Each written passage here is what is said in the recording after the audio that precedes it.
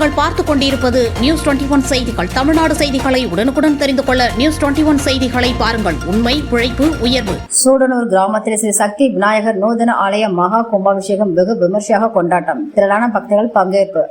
தருமபுரி மாவட்டம் பஞ்சப்பள்ளி அருகே உள்ள சூடனூர் கிராமத்தில் எழுந்தருளியுள்ள அருள்மிகு ஸ்ரீ சக்தி விநாயகர் நூதன ஆலய மகா கும்பாபிஷேக பெருவிழா ஊர்கவுண்டர் முருகன் தலைமையில் வெகு விமர்சையாக நடைபெற்றது. இந்த விழா நேற்று 15ஆம் தேதி கணபதி பூஜையுடன் தொடங்கியது. இன்று அதிகாலை கலச ஆராதனை, நவகிரக ஹோமம், பஞ்ச சுப்த ஹோமம், துர்கா சகசிரநாமம், மகா சாந்தி ஹோமம், வேத பாராயணம், பூர்ணகதி நடைபெற்றது. இதையடுத்து யாகசாலையிலிருந்து புனித நீர், கலச தீர்த்தம் மற்றும் பால்குடத்தை கோவில் முக்கியஸ்தர்கள் தங்கள் தலைமீது எடுத்து சென்று கோவில் கலசத்திற்கு புனித நீர் ஊற்றி மகா கும்பாபிஷேகம் செய்து திருக்குடன் நன்னீராட்டு தீபாராதனை காட்டினர். பின்னர் கலசத்திற்கு ஊற்றிய புனித நீர் பக்தர்கள் மீது தெளிக்கப்பட்டது. இதையடுத்து ஸ்ரீ சக்தி விநாயகருக்கு பல்வேறு அபிஷேகங்கள் செய்து பின்னர் பூக்களால் அலங்கரித்து மகா தீபாராதனை காட்டப்பட்டு ஸ்ரீ சக்தி விநாயகர் சிறப்பு அலங்காரத்தில் பக்தர்களுக்கு அருள்பாலித்தார். இந்த விழாவில் ஏராளமான பக்தர்கள் கலந்து கொண்டு சாமி தரிசனம் செய்தனர். இந்த விழாவையொட்டி பக்தர்கள் அனைவருக்கும் அன்னதானம் வழங்கப்பட்டது.